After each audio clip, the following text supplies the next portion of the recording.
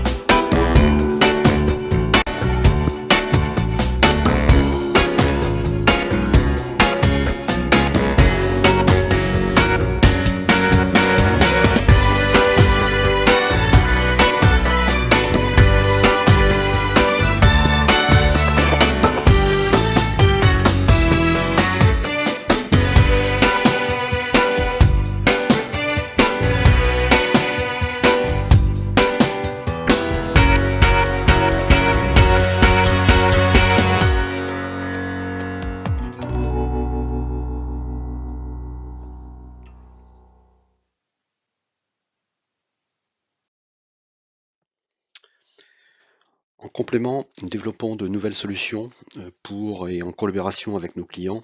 Ici, par exemple, le train à hydrogène que nous avons développé pour décarboner le transport ferroviaire sur des lignes qui sont non électrifiées. En tant que leader du secteur ferroviaire, nous sommes présents sur tous les créneaux. Nous développons évidemment du matériel roulant, que ce soit des navettes dans les aéroports, des monorails, des tramways, tous les types de métros, tous les types de trains, banlieue, grandes lignes, jusqu'à la très grande vitesse. Nous fabriquons également des locomotives. Nous développons également tous les composants qui vont sur les trains.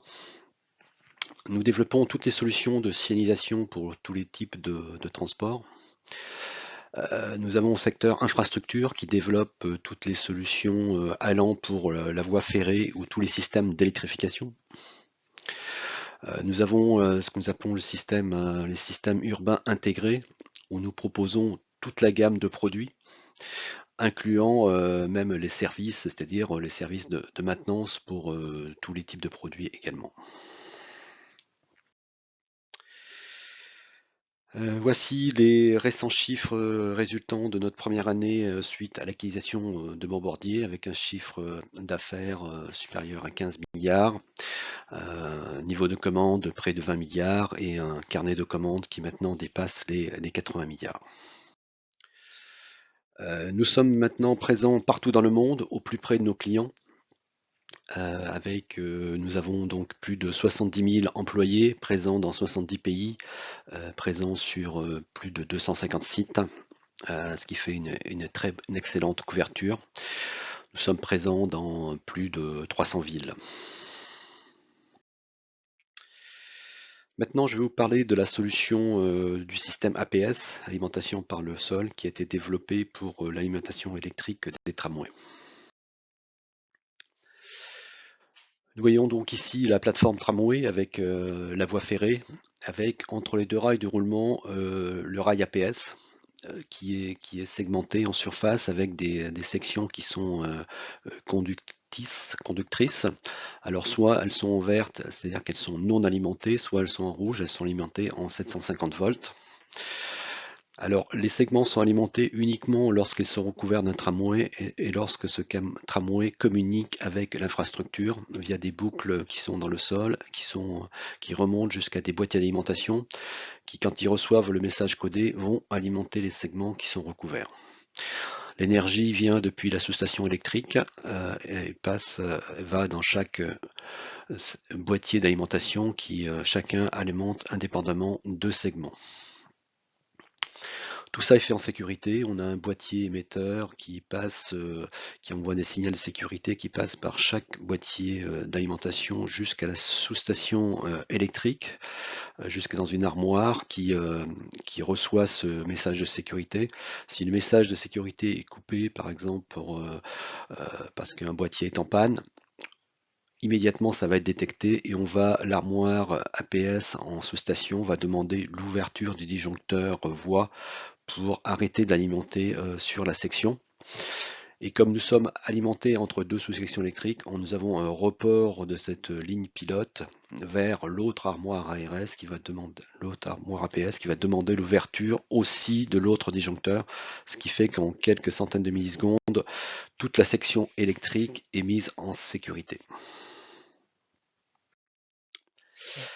Nous voyons ici le tramway, donc nous avons des rails de 11 mètres avec 8 mètres conducteurs et 3 mètres isolants, et on voit cette animation que les segments sont alimentés, sont toujours recouverts par le tramway, les tramways qui font entre 30 et 40 mètres de long. Cette sécurité a été démontrée sur tous les métros, tous les tramways de par le monde. Justement, donc ce système il est en opération maintenant depuis le début des années 2000 à Bordeaux. Et depuis, nous avons développé plusieurs réseaux en France, mais également à l'étranger, comme vous pouvez le voir. Et maintenant, nous comptons plus de 11 villes équipées et plus de 140 km de voies APS. Et nous avons parcouru plus de 55 millions de kilomètres avec cette technologie. Donc nous avons largement démontré la sécurité, la disponibilité et l'efficacité de ce système où on transfère quand même de la haute puissance puisqu'on transfère jusqu'à 1,5 MW pour les tramways en pleine accélération. Voici quelques photos illustrant les réseaux qui sont équipés avec la technologie APS de par le monde. Maintenant, je vais vous parler de la solution APS que nous avons instanciée pour la solution pour la route. Alors l'alimentation pour la route, l'objectif c'est de venir alimenter les véhicules pendant qu'ils roulent, les véhicules routiers. Alors les alimenter et aussi recharger leur batterie pendant qu'ils roulent, donc ils n'auront pas besoin de s'arrêter pour venir recharger leur batterie. Actuellement, 3 types de solutions sont à l'étude. Ici, les solutions par voie aérienne, par caténaire.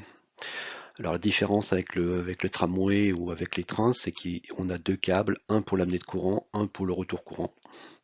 Vous voyez ici des photos de Siemens qui promeut cette solution avec des expérimentations sur plusieurs sites. Nous avons aussi des solutions conductrices avec une piste au sol. Alors il y a 3 types de solutions. Il y a une solution avec des slots qui est développée par une petite société suédoise.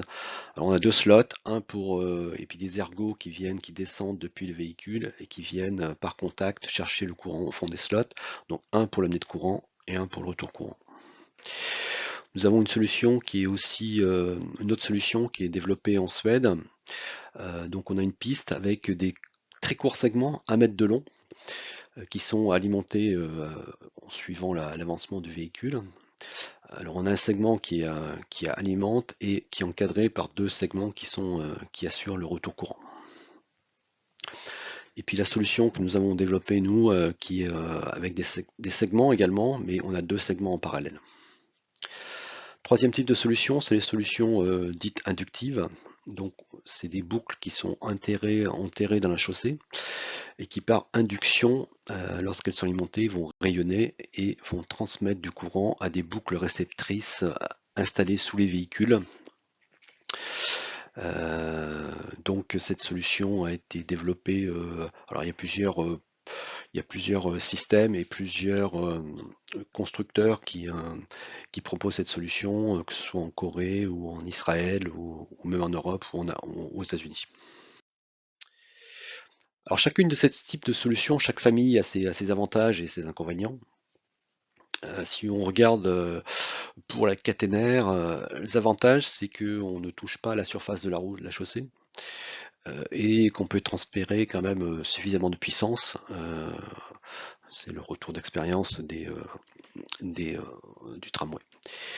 Les inconvénients, c'est qu'évidemment, il y a un gros impact visuel sur les routes.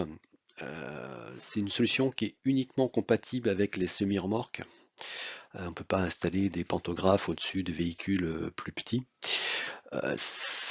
Il n'y a rien au-dessus sur la chaussée. Par contre, il y a un obstacle quand même qui est au-dessus de la route, les caténaires et les poteaux qui sont le bord de la route qu'il faut protéger. C'est un système qui est volumineux et a certaines contraintes d'exploitation également, en vitesse qui est limitée, et on doit s'arrêter d'exploiter par exemple s'il y a du vent parce que les câbles commencent à bouger. Pour les solutions conductrices avec une piste d'alimentation au sol, l'avantage c'est l'efficacité, transfert de puissance. On voit sur les tramways on transfère 1,5 MW, donc c'est beaucoup plus que demandé pour les poids lourds. Et l'autre avantage c'est que comme le capteur de courant est situé sous le véhicule, on peut l'adapter pour tout type de véhicule. Contrainte, on est obligé de faire des travaux sur la chaussée routière et on se retrouve avec des segments conducteurs qui sont à la surface de la route. Pour la solution par induction, le principal avantage c'est qu'il n'y a aucun impact visuel et qu'a priori c'est compatible pour tous les types de véhicules, sauf que il y a quand même des limitations en puissance qui fait que c'est pas suffisant pour les véhicules les plus lourds. Côté inconvénient, ça nécessite de gros travaux de génie civil puisqu'il faut remplacer tous leurs vêtements routiers en descendant assez profondément dans la chaussée. Il y a des risques de dégradation de la chaussée à cause des boucs qui sont enfouis dans le sol et qui chauffent. Il y a une tolérance latérale qui est très limitée. Si le véhicule s'écarte de la boucle, on perd très vite en termes de capacité de transfert. La puissance, comme j'ai dit au début, est limitée en transfert. On parle de quelques dizaines de kilowatts. C'est pas suffisant pour alimenter des semi-remorques. Et si on veut transmettre plus, on va rayonner plus, ça veut dire qu'on va émettre des champs magnétiques qui peuvent poser des problèmes de santé. Et ensuite, en termes de maintenance, pour tout ce qui est enfoui dans la chaussée, si on a des éléments électroniques qui tombent en panne, on est obligé d'aller remplacer la chaussée. Alors pour cette solution, nous avons commencé à travailler il y a 10 ans dessus, lorsque l'entreprise Volvo Truck est venue nous chercher pour faire une expérimentation en Suède. L'objectif, c'était de faire une petite piste d'essai pour montrer qu'on pouvait transférer de l'énergie à un camion pendant qu'il roule.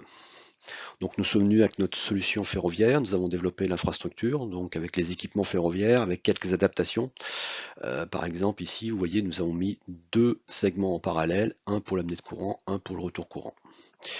Et nous avons fait des essais avec différents types de véhicules et nous avons pu démontrer l'efficacité de la solution en termes de transfert d'énergie, avec vu que le transfert se fait à 97% par contact.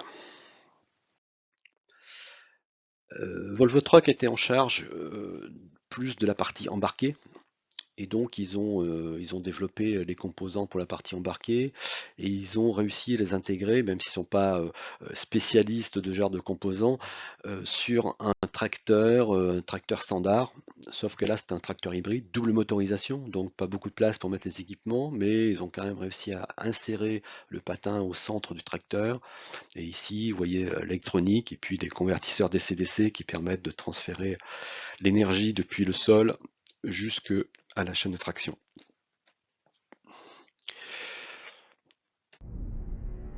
Une petite vidéo qui a été tournée sur les pistes d'essai de Volvo.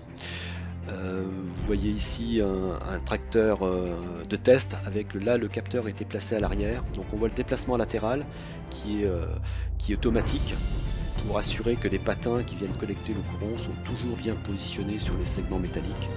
Ici les essais sont réalisés avec les camions hybrides à partir de 2018. Vous voyez ici la descente au ralenti des patins qui viennent collecter et qui assurent le retour courant sur la piste. Donc tous ces essais ont été utiles pour comprendre le système, comprendre ce qui restait à développer et puis montrer l'efficacité de cette solution pour alimenter les véhicules routiers.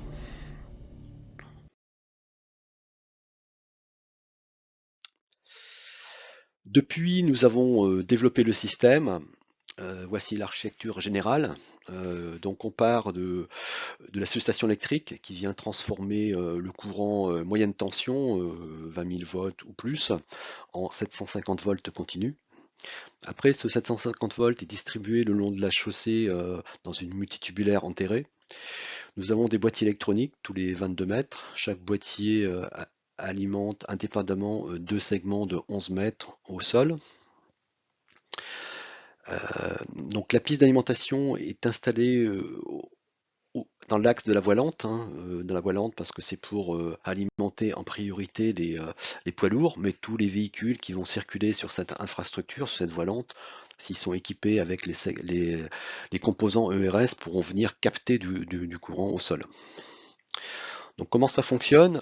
Nous avons un patin qui est situé sous le véhicule, qui s'abaisse et qui se positionne latéralement en fonction du positionnement du véhicule. Et les segments sont alimentés une fois que toutes les conditions de sécurité sont requises, c'est-à-dire qu'il n'y a pas d'obstacle, qu'on va à la bonne vitesse, que le camion est positionné correctement dans l'axe, qu'il n'est pas en train de dépasser par exemple. Et dans ce cas-là, on vient alimenter en 750 volts le segment. Et le courant ensuite est amené à travers le capteur de courant, à travers divers équipements tels que les convertisseurs DC-DC, soit à la chaîne de traction, soit aux batteries pour recharger. Parce qu'on peut, vu la puissance qui est transférée jusqu'à 400 kW, on peut à la fois alimenter la chaîne de traction et recharger les batteries, ce qui fait qu'on n'a pas besoin d'équiper 100% du linéaire avec le système de recharge. On met des capteurs intelligents à l'avant, type LIDAR, pour vérifier qu'il n'y a pas d'obstacle, car il y a une petite partie du segment qui dépasse à l'avant du véhicule. Alors on n'alimente qu'à partir de 30 km/h, donc normalement il n'y a personne qui s'amuse à traverser devant des poids lourds sur les autoroutes lorsqu'ils sont lancés, mais on va quand même contrôler pour qu'il n'y ait pas d'accident, qu'il n'y ait pas d'obstacle.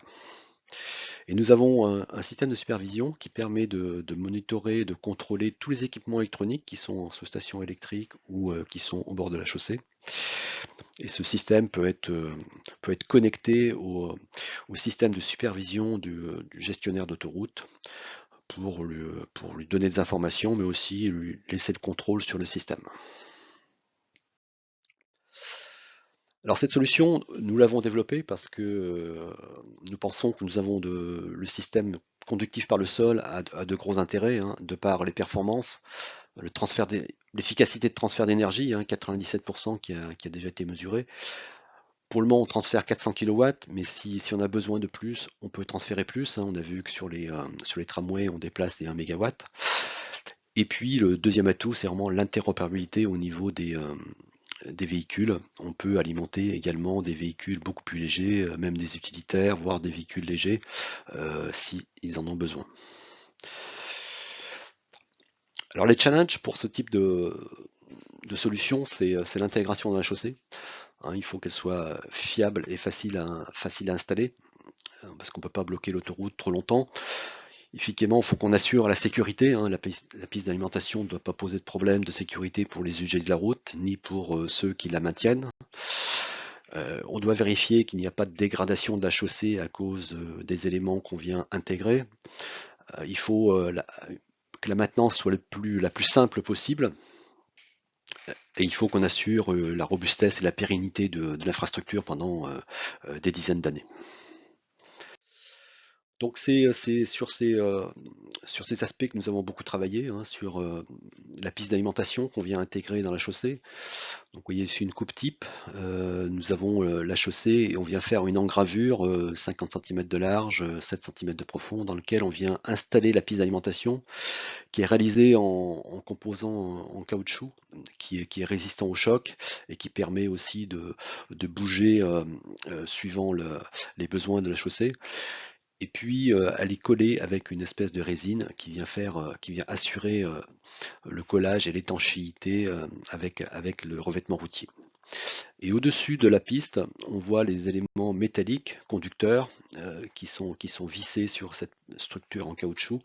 Donc on a le segment conducteur au centre avec le retour courant qui est sur un côté. Et on a rajouté une barrière de potentiel de l'autre côté pour éviter qu'il y ait des courants vagabonds qui partent de part et d'autre.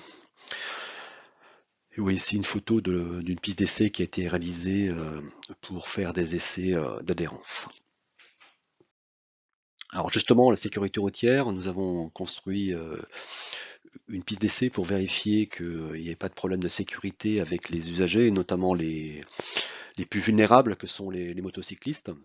Donc nous avons créé une piste d'essai de 50 mètres et nous avons fait des essais avec donc une moto, avec des voitures, en faisant du slalom et des freinages sur piste sèche et sur piste mouillée. Vous voyez ici quelques photos de ces démonstrations.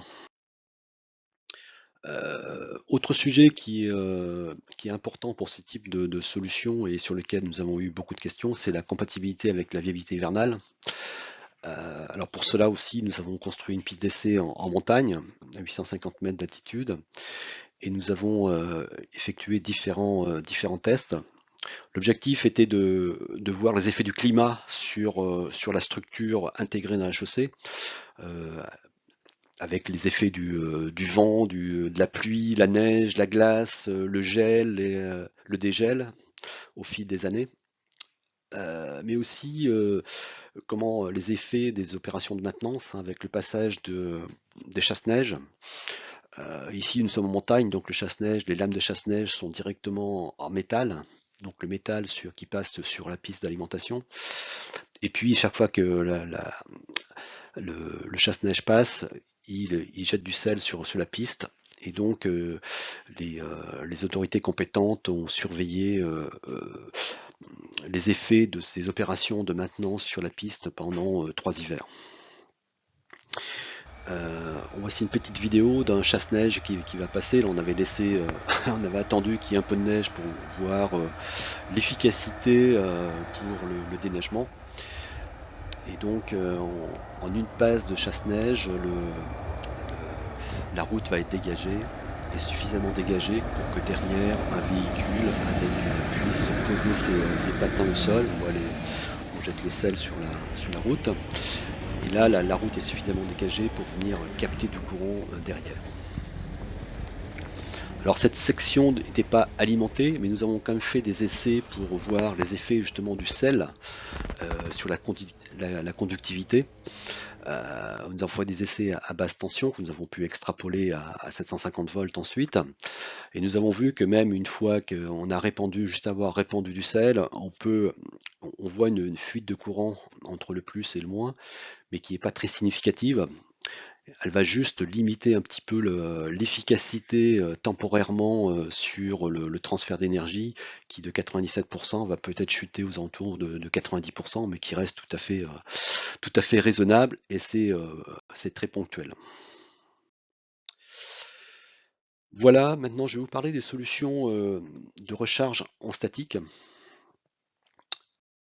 Alors pour les tramways, donc c'est vraiment c'est destiné à des tramways qui sont équipés de systèmes d'autonomie embarqués. Alors ici c'est soit des batteries très puissantes, soit des supercapacités. Donc on fait une recharge très rapide pendant l'échange voyageur, c'est-à-dire en 20 secondes. Et la recharge est automatique, il n'y a pas d'opération spécifique demandée au conducteur.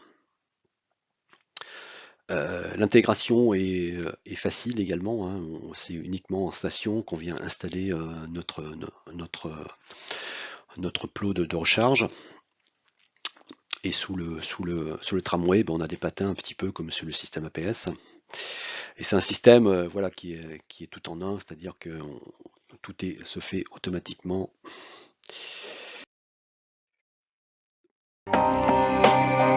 Voici une petite vidéo qui vous montre le fonctionnement de ce système, donc qui est basé sur l'expérience qu'on a développée depuis quelques années, basée sur ici les recharges qui sont situées en station. Donc on a également aussi et sur le contrôle commande avec la piste.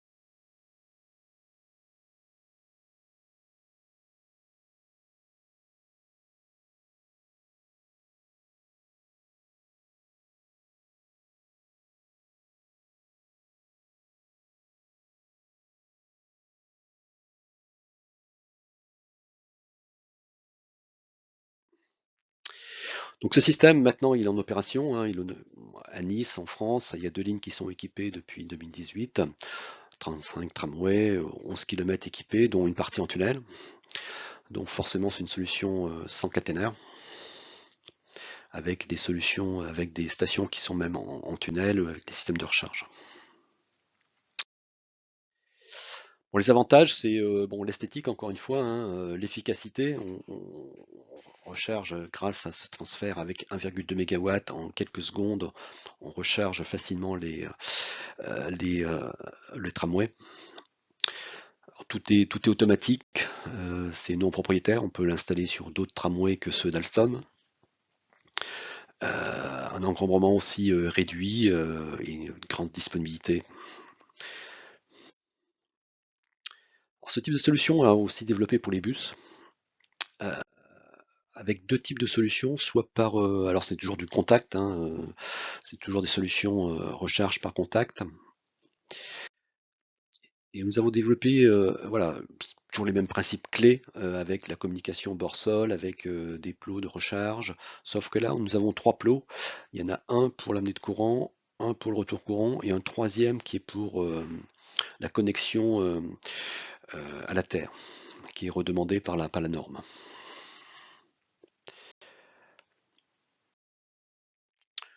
On voit ici un petit peu les équipements SRS qu'il faut pour les bus, donc avec les équipements embarqués, donc on a une unité de contrôle et puis des patins, système de captation, et au sol nous avons des armoires, le chargeur AC/DC. Hein, on part avec du 400 volts AC et après on vient charger les véhicules à différentes puissances suivant on fait de la recharge opportunistique en ligne ou de la recharge plus lente au dépôt. Alors pour la version en ligne, donc c'est un peu le même principe que pour le tramway, donc ça préserve tout ce qui est l'esthétique avec le pro qui est inséré à la surface à la station d'arrêt. Voilà, et la sécurité a été approuvée et démontrée par un organisme indépendant. Pour la version de Pot Dépôt, le système, là, on recharge avec un peu moins de puissance. En ligne, c'est jusqu'à 800 kW. En dépôt, ça va être moins puissant, puisqu'on a le temps, hein, on a tout jusqu'au lendemain matin, jusqu'à la reprise de service. Et là, c'est intéressant parce qu'on peut recharger toute une flotte de véhicules, hein, qui peut être des dizaines, voire des centaines de véhicules pour des grosses villes. Et là, les plots sont juste posés au-dessus du sol, ce qui fait qu'il y a une installation très facile, très pratique.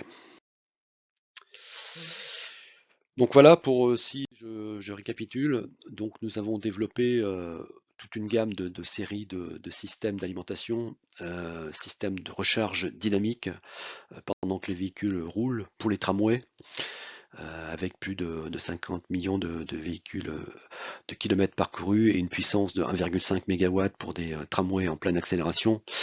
La solution que nous développons pour la route, pour le moment avec des prototypes, et nous allons bientôt faire des démonstrations sur route. Là où on parle de 400 kW pour alimenter tout type de véhicule routier. Et en parallèle, nous avons développé des solutions de recharge en statique pour les tramways. Forte puissance pour les tramways, 1,2 MW pour recharger les supercapacités en station en quelques secondes. Et puis pour les bus, avec deux solutions, soit recharge rapide opportunistique en ligne à 800 kW, soit à plus faible puissance pour les recharges en dépôt. Et nous avons un premier projet en cours.